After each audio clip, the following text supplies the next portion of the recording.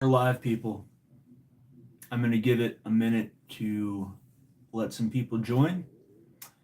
And for the people watching in the near future, just skip ahead a little bit. I'll be back.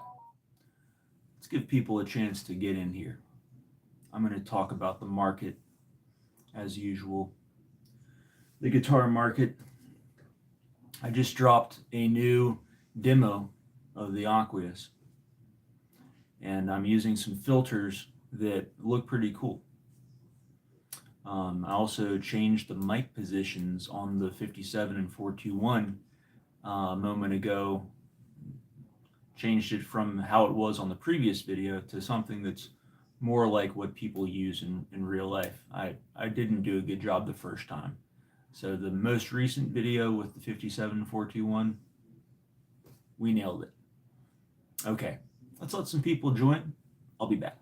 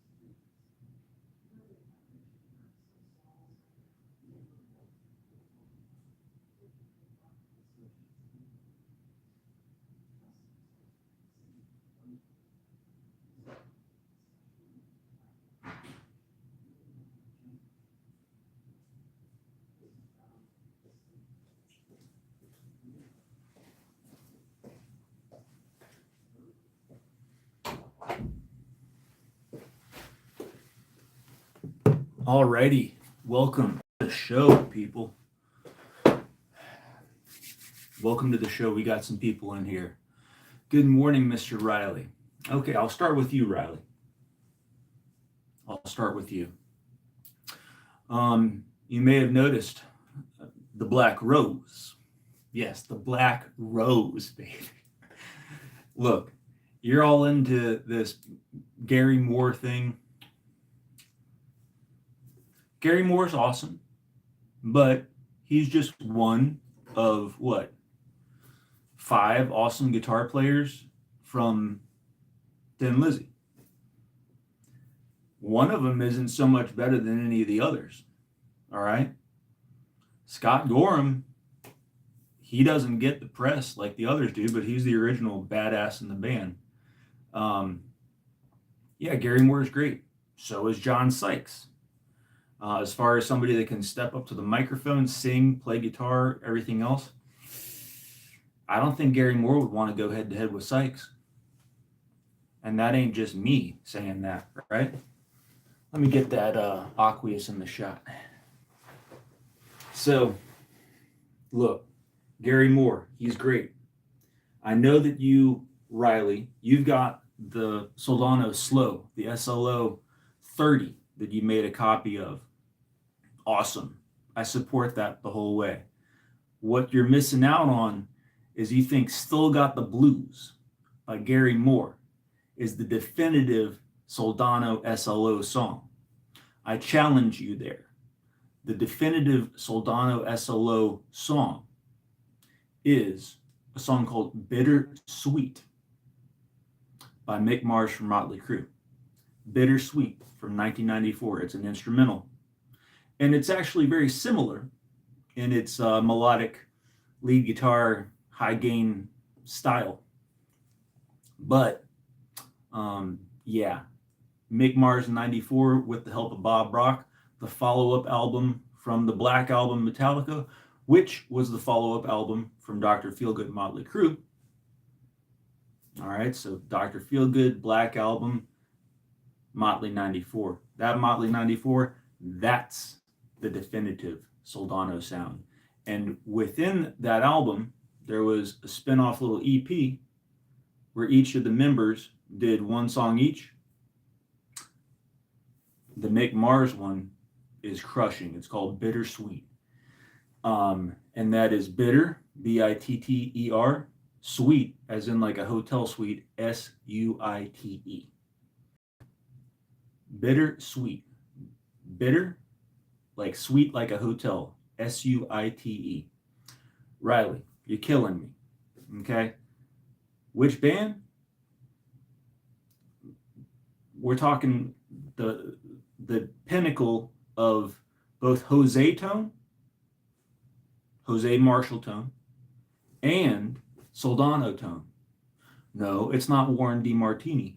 No, it's not Gary Moore. No, it's not this. Mick Mars is the fucking pinnacle of Jose and SLO. Check out Bittersweet. Check out all the singles from the Motley 94. Power to the Music. Okay. Uncle Jack. Misunderstood. What do we got? Hooligans. Listen to Hooligans Holiday. All right. That is badass. Pinnacle of Soldano SLO tone. That Still Got the Blues type shit. That's like how to get on the cover of Guitar Player. Okay.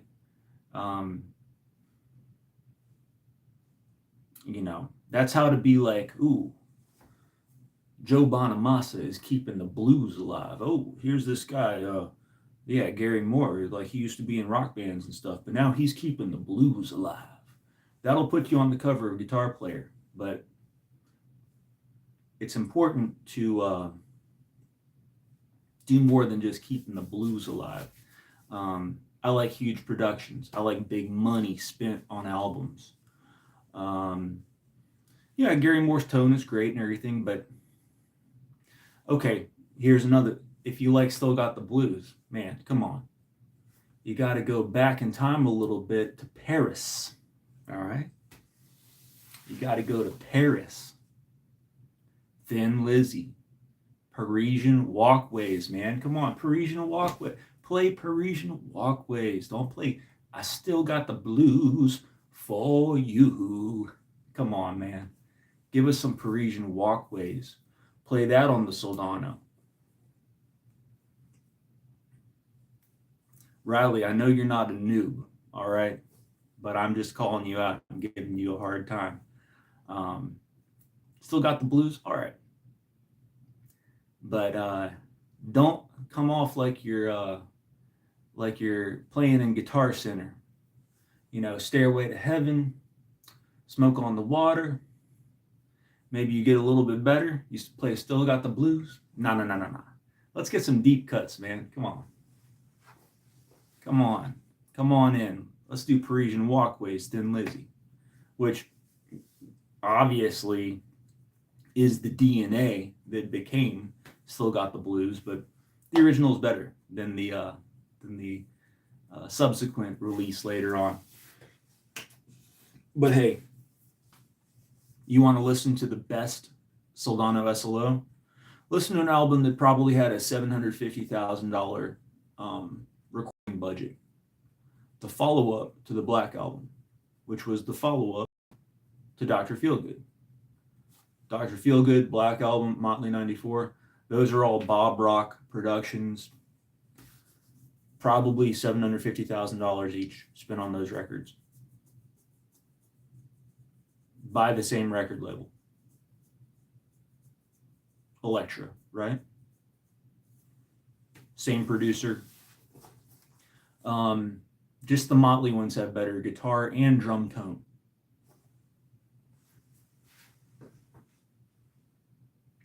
Don't call me judgmental. We're artists, all right? We got to be judging. We got to have preferences, all right?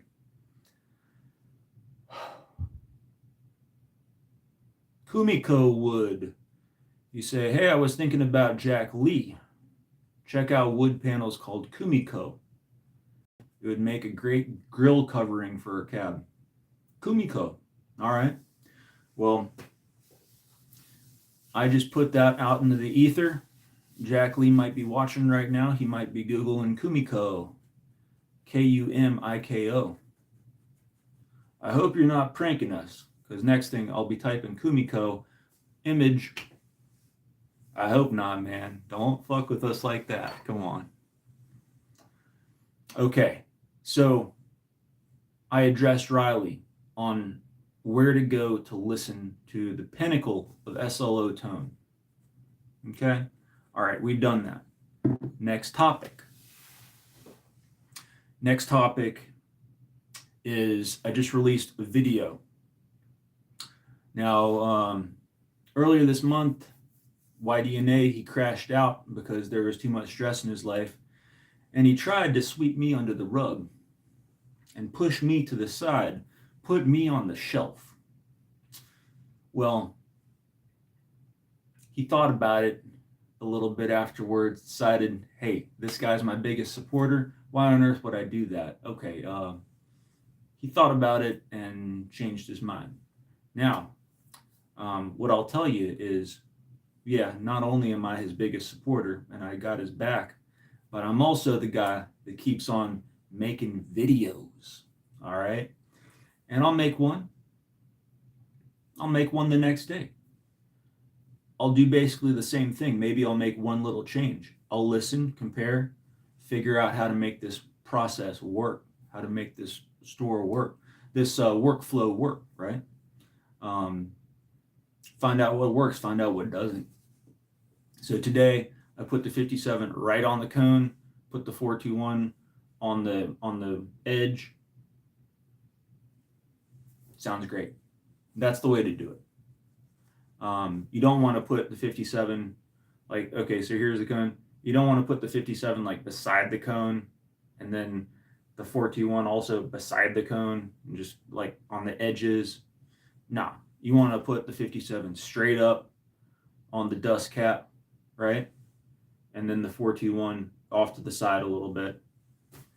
And you also want to think about how close they are in direction to the speaker, because the actual listening device in a 57 is back here.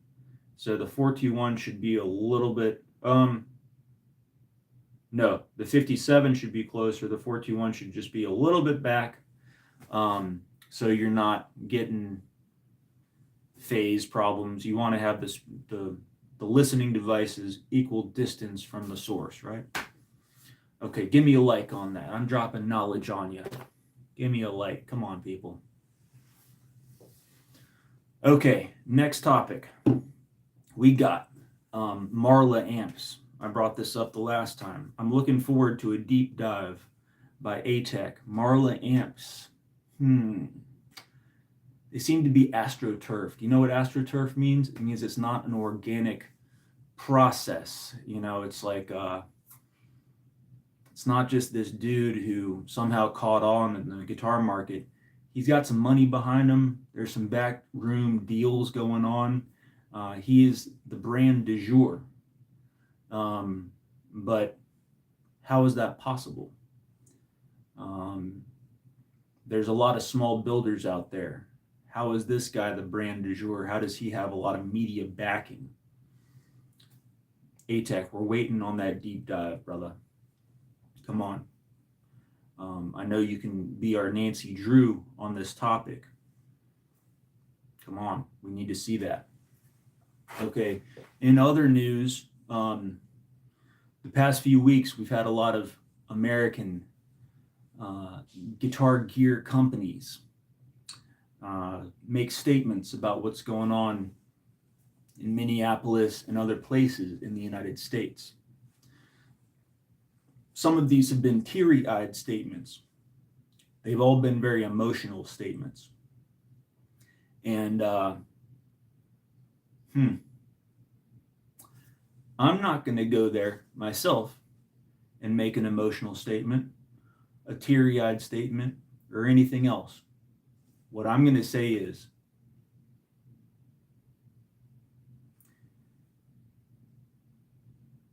you're not going to see me get caught defending a bunch of greedy rich people that exploit the labor of illegal immigrants in this country. Because that's what it is. You don't have the illegal immigrants back. What you're doing, if you are against these deportations, is you are de facto in support of greedy owners of plantations, of companies that don't want to pay their fair share. They want to pay less and get more and exploit illegal immigration. It's shameful. So I remember when low information voters used to come from the right. I don't know. I remember the 9/11 times when the low information voters waving the flag being for the forever wars and all this stuff that didn't help America. I remember that, but those times have flipped. And unfortunately, we got some very educated low information voters out there right now who are emotionally manipulated into supporting greedy corporations, plantation owners, turkey industry, chicken industry, all sorts of industries that exploit illegal immigration. And that's not cool. Now, what would happen if, let's say, Purdue or Tyson farms didn't use illegal immigration? Well, maybe their CEO, and they had to pay Americans $10 an hour or whatever. Or, you know, a huge farm of fruits and vegetables. What if the huge pecan farm in California didn't use illegal immigration and had to pay Americans $10 an hour? Well, maybe the owner of that probably hundreds of millions of dollars property, the owner of that plantation, maybe he wouldn't make $17.5 million that year. Maybe he would only make $12.5 million that year if he didn't have illegal immigration, if he didn't have illegal immigrants to exploit, pay less, ask for more. Whoop-de-doo.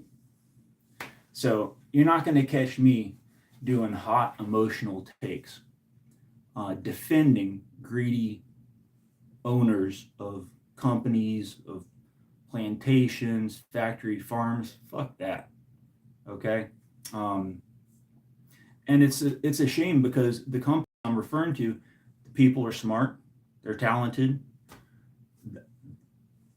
The ones that I'm thinking of that put out messages that were very heartfelt, about how they're scared and they feel ashamed of the country and so on and so forth, they don't use illegal immigrants. Okay, these owners of these companies, they've got like 5 to 15 nerds that are American citizens working for them. And man, they've got you so jacked up in the mind that you're defending huge corporations and plantation and factory farm owners that exploit illegal immigrants. Bro, that is sad. So in protest, and I know 2 wrongs don't make a right, okay?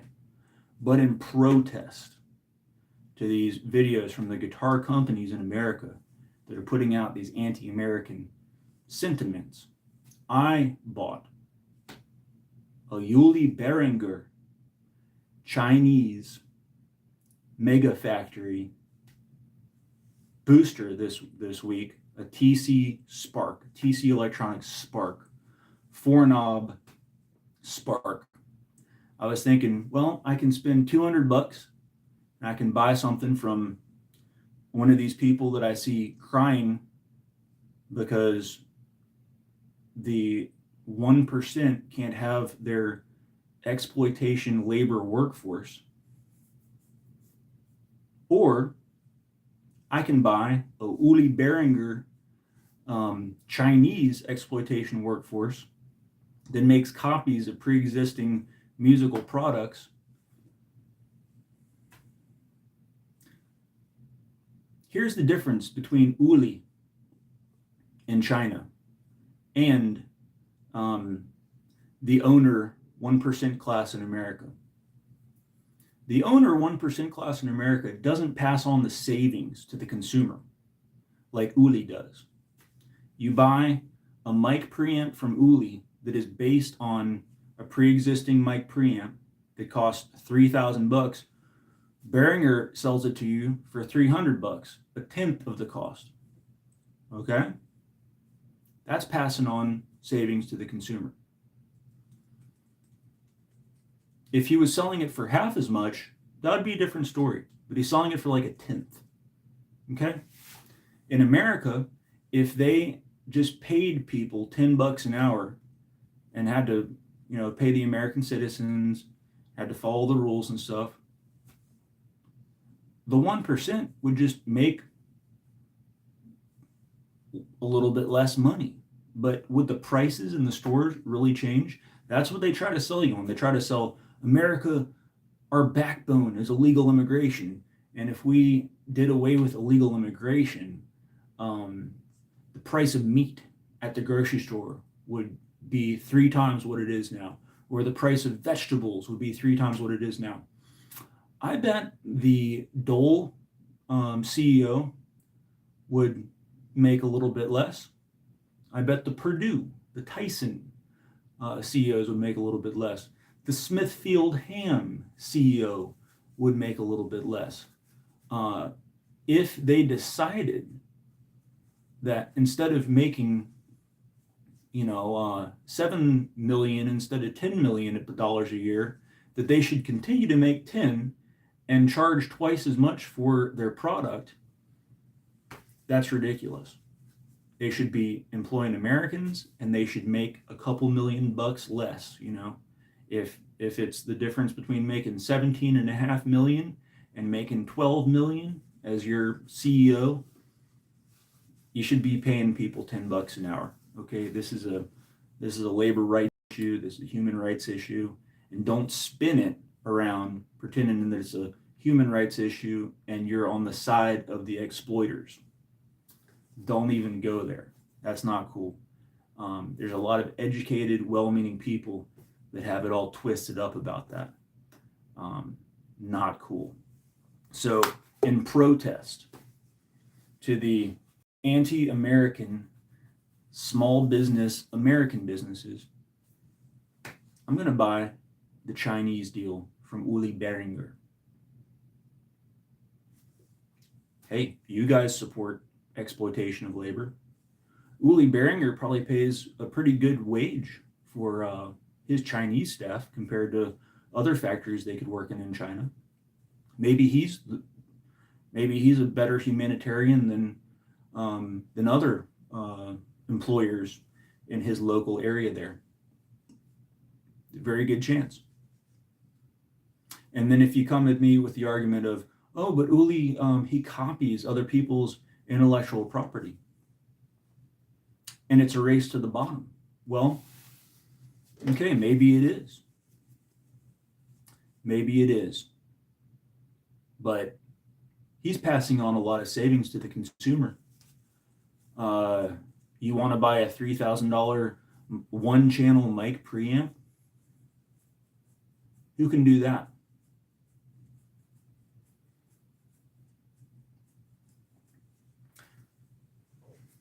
I know two wrongs don't make a right, but I think I'm more honest than what I'm seeing out there in the guitar market. And that goes with the whole presentation too. These polished YouTube channels, nah, they're salesmen. So around here, we keep it real. In the description of this video, you will see some other channels who I support and endorse. They are part of this gang. And it's important to just communicate authentically and shoot from the hip. All right, guys.